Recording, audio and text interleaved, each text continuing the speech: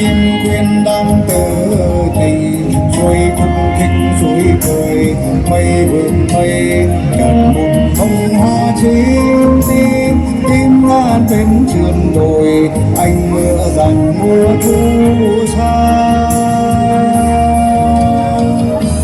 Anh nhìn kia trên cánh cao cây thông reo có hoa vàng chim bao lâu đang thuyền nó giống mình chợt hạt mưa đâu bay tới trắng xóa trên đỉnh đèo em ngỡ rằng mùa thu sang.